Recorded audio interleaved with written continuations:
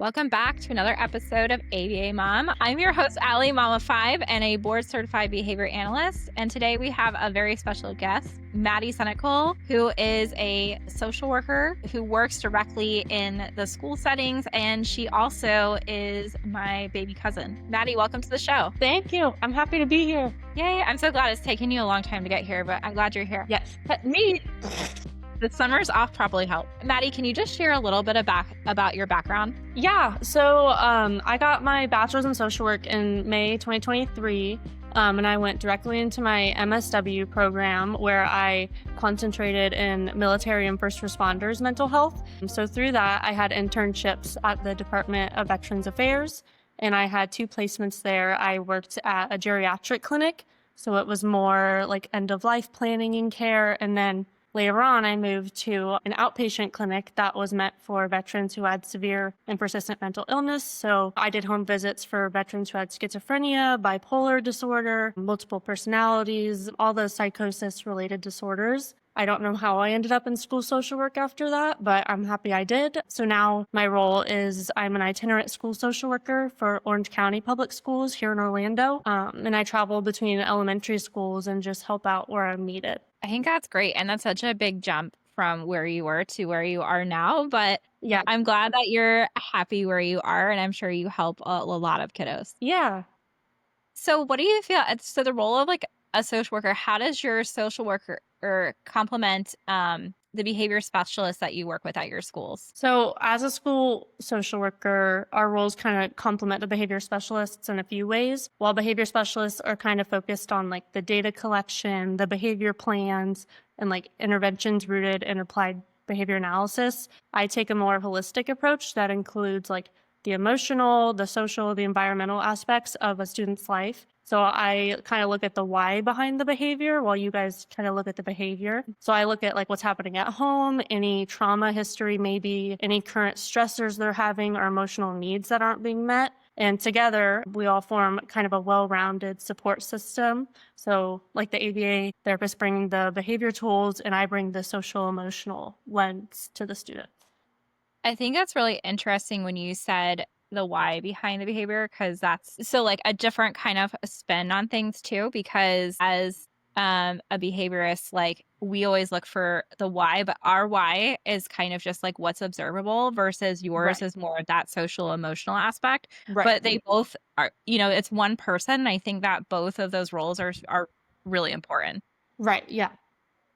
So your collaboration. So how do you collaborate with teachers and staff at your school? So that's collaboration is probably, that is 90% of my job. We always say like Great. we're the bridge between like the home and the school because we're the only professional in the school that we do the home visits. We bring the parents in to talk to them about what the student's going through and what any problems they might be having. So with teachers, I check in regularly with to see how their students are doing. If there's any students that might have like slipped in a crack that we missed, how they're doing behaviorally, emotionally, academically. It has to be academically relevant for us to kind of intervene. So sometimes it's as simple as like a quick conversation. I'll stop them in the hallways and be like, hey, how's so-and-so doing? Or other times, like we'll sit down together during an ESC meeting, and when it's over, we'll talk about certain students that we might need to schedule a meeting for in the future with their parents to kind of see like what's going on at home and then what we're seeing at school. So it's just checking in, seeing how certain students are doing. We just really, our goal is to make sure no one's overlooked in the school system, and unfortunately that does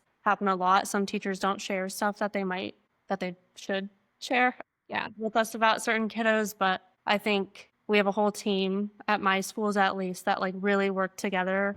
And like I'll go sit in a classroom just to observe and make sure there's no one missing. And most of our teachers are pretty good about letting us know. No, I love that. And I think too, what you said, some teachers probably don't share. I think sometimes they just don't know what they should and shouldn't share too. Right.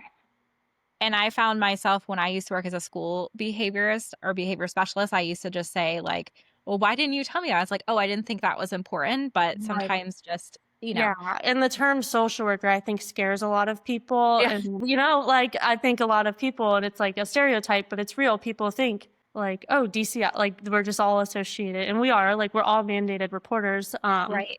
But at the same time, like we're all a team, and like the teachers need to feel supported and heard too. So like I don't know. It's just a balance that I feel like some schools are really missing out on, the working together part and not seeing us as like scary people, like we're here to help too, you know? Yeah. And I think that too, that you kind of bridge that gap between like the home life and the school life is really important because, some kids receive most of their support at school. So I'm glad that you're there to support those kids that really need that extra support in their lives. And hopefully it'll be little less scary for the Yeah, teacher. I know. And sometimes the parents need that too. They need to come in Right. and just like True. venting about their kid might help them for that day. So, Yeah. Yeah. And yeah, right. It's parent support too. So it's not even just the yeah. kid support. Like they just You know sometimes that. just Your need to mom. feel. Yeah, I get it. I want to be supported. So, what would you say, or what are some support that you kind of provide families and resources that you have available for those that are struggling or need guidance, whether that's kind of in the direction of more of like a counseling or if it's like a financial situation that people are in? Yeah. So I work closely with like the parents, the guardians, whoever's in the student's life and connect them to resources. It's a lot of in-school resources, but we also what I'm learning throughout social I'm trying to build my resource like the what I give out, in the community. So that can include like mental health referrals for counseling agencies, food assistance, housing support, you name it. I also try to help families understand the school process because there's a lot of acronyms in the school system that some Right. people don't really understand. So, like, I'm a part of the ESC evaluation process. I do what's called a social history interview and a Vineland assessment, like independent living skills is what I rate. So, like, I help them understand that process, the ESC services we offer, and behavior plans because they can be really confusing if you don't know the lingo and stuff. And it can be really overwhelming to navigate on their own. So a big part of my role is advocacy too. So like if a family's struggling, I want them to know that they're not alone, and I'll work together if I can't do it myself with other social workers or the counselors at the school and see what in the community is out there to help and then advocate for them to get those services. Some of the resources I share, the main one being Center for Autism and Related Disabilities, otherwise known as CARD. And here in Orlando, we have UCF CARD because we're very close to the University of Central Florida. And I think in Flagler County, y'all's card is through UF Jacksonville. Jacksonville. Yep. Yeah, yeah. And they offer all kinds of support and advocates. And in a lot of our ESC meetings, they bring a card advocate in with them to make sure like we're not doing wrong by them, like the family's interests are staying above all. And then another resource that is really, really new that not a lot of social workers or school members know is that now local public libraries offer free case management. So it can be over the phone, you can email them, you can go to the library during their open hours for walk-in services, and they can help you with like anything from like legal stuff and like support to food and housing assistance, and like they'll even walk you through how to fill out your taxes. So that's like a brand new thing that public That's libraries. great. I know, it's That's brand so new. helpful. Right. Yeah. No, I love that too. And I think what you said, kind of just breaking that down a little bit for parents, because it does get very confusing, like even just CSC or like 5 or 4 plans or like this assessment and all of these things, they mean parents just go, okay, so what do I need to do? And it's nice to just have an advocate for them. So, and just kind Right. of And knowing, like like, what are my resources? How can I get help? right, because they're so used to like taking the reins in those meetings and Yeah. trying, but like not understanding it, it's hard to take those reins. So these people Right. are trained to fully know what we're talking about. And if we say one thing out of place, the advocates will come in and be like, actually, no, I think they'll better fit this. And then we'll take that under our umbrella to try to figure out how to make that happen. So they're great. I love them. They're pushy, but That's that's exactly what these families need. No, I love that too. And I love it because there's such like a wide different need for like different families. Like there's Right. different resources to them. So it's nice to know that there's advocates available to be able to support those families and all the different needs that they have. Right. Yeah. So what do you feel for your job? What are some challenges that you face? And I know, I mean, listen, I'm very interested in what you did at the VA too. I If you know. could share any of those challenges, I'd love to hear that as well. Yeah, I mean, my challenges there kind of tying together to my challenges here in the school system is just like seeing just how many needs really exist for certain individuals and knowing I can't always meet all of those needs. Like that is something, I don't know, I come in just wanting to solve everybody's problems and like nobody can do that, And sometimes I'm working with families who face so many barriers, whether it's like financial, familial issues, anything, or like homelessness and food insecurity. And it's hard when systems can be so slow or like the resources are so limited. It's so hard to help them fully when like it's not just us, like our hands are tied sometimes too. Right. Another challenge is just time. I have 2 schools and I have a lot of students that I'm trying to meet all the needs and the families, and I wish I could be in more places at once, but I try like prioritizing and triaging where I need to be, and like there are very urgent matters, whereas some are not as urgent. So trying to figure that out. I'm still new to this job, so I know that comes with time and stuff. But yeah. Yeah. And I think too, what you said, and I know families that sign up to get some different services and there's waiting lists. I mean, that's definitely a huge thing for families waiting for ABA services. It's like, okay, I'm on the waiting list and, I finally get services and it's been 6 months. So, and I find that in other areas too, that there's just like this long waiting list. Like there's so many Right. families that need help in different areas and there's such limited resources. So I definitely can see that as Right. a challenge too. Right. And when I was working for the VA, it's a government agency, a huge government agency. It is very much a hurry up and wait. So hurry up, fill in the application for this service to get, and then wait 4 months and you can get it. And like that is so frustrating to me because it could be the most urgent matters, especially in the geriatric clinic I was in. Hurry up and fill this out. In 4 months, you can be in the place that you need now. Like it's not, sometimes it's just not fair. And we have learned in grad school how to take the heat from those people because they're frustrated. They don't know who to take it out on. So we kind Right. of serve as like that person to take it for them so they don't have to feel themselves. Yeah. Yeah, it's Isn't super that fun. nice? Isn't that nice to be the It front is. It, person? it is. I like it. I understand where it comes from, so it makes it easier. They're not mad at me, they're mad at the system. Right. But Yeah. yeah, Yeah, but you're absolutely right, like that hurry up and wait. I know another issue too, along with like waiting for ABA services, is that there's the APDs, so like the med waiver, like the waiting list for adult services. So right. not just in behavior, but just any kind of adult services. There's a waiting period for that too. And it could be, a year, unfortunately, which is that's how it is, unfortunately. Hopefully Right. that changes.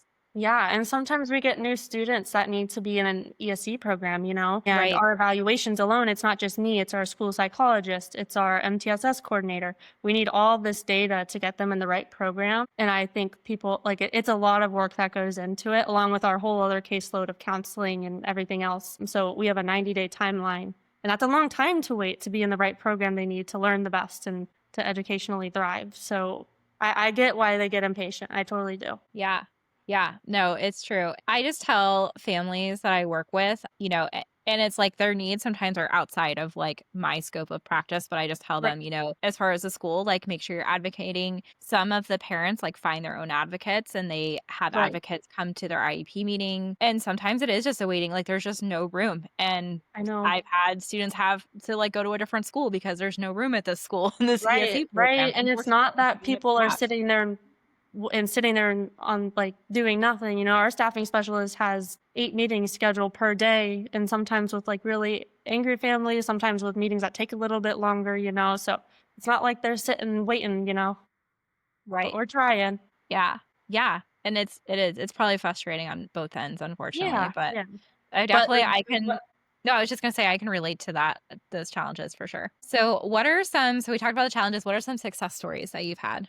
with my job, we have a lot of little like small wins, which I'm very, very grateful for. They mean the world to me. One that kind of stands out to me involved a student that was in our ASD program. He also had diagnosis of ADHD and ODD, which is oppositional defiant disorder. And this student was really struggling with like emotional regulation. He had frequent episodes of aggressive behavior that often led to our school resource officer having to come in and do some techniques to calm him down. So while he was receiving support both inside and outside of school, we kind of recognized that any of the programs we offered just weren't meeting his like individual needs. So as a team, it took forever, but we spent months and months collaborating with his family, specialists, with CARD, and all of our higher up district staff to kind of advocate for a more supportive placement because there are schools that would meet his needs a lot better.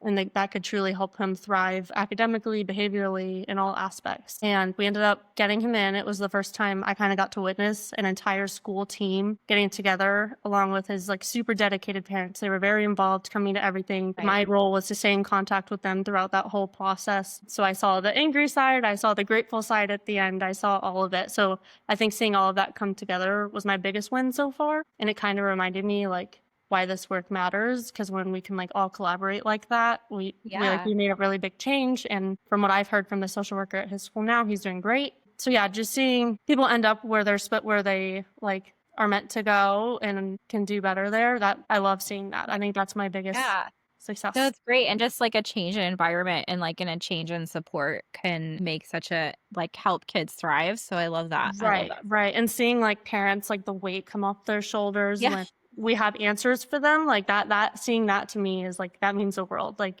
and it's a whole team, like, that sees it happen, and it's a relief for us too to see the parents get what they originally came to us for. I love that Yeah. story. I love it. I love seeing, like, any, like, small success because I say, small successes are still success, and, like, it's a huge thing, and, like, if he is thriving and, like, doing well at a new school, sometimes Right, just, like, that change in placement or change, like, change in environment, change in support, all of those things can right, definitely and make a huge it's stuff difference. as big as that, but it's also stuff as big as, like, even just moving to a different teacher can bring that Right. same. Absolutely. Yeah, so little changes too mean a lot. Yeah, I've seen that too, just, like, not the right and I've seen, like, where the personalities just clash, and I remember one time, like, I told, like, a mom, I said so it's like, "I don't know why, she did so great last year, like, I don't know why this year," and I said, "Yeah, so I think the teacher's personality and her personality are too Right, similar."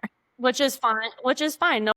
So No one's doing anything wrong in that scenario, like, no one's doing anything right. wrong, it's just some people as adults too, like, we don't fit in with some people, so, yeah. Right. Yeah. Some people, I work better with than others. So same I expect the same, from a Right, kid too. So right. It's, and then just real the life change in practice. environment.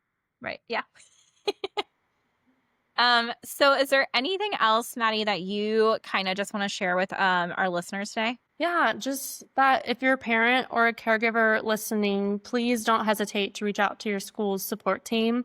Whether it's a super tiny concern or something bigger, we're here to help. And it really does take a village, and you are not supposed to do it alone. We want every child to feel safe, seen, and supported, both in and out of school. And every family deserves to feel empowered. So don't hesitate to reach out to your school, even if you think it's a tiny little thing that could change. It could make their academic journey a whole lot better. So please don't be scared to reach out because that is what we're all here for in the school system. Yeah.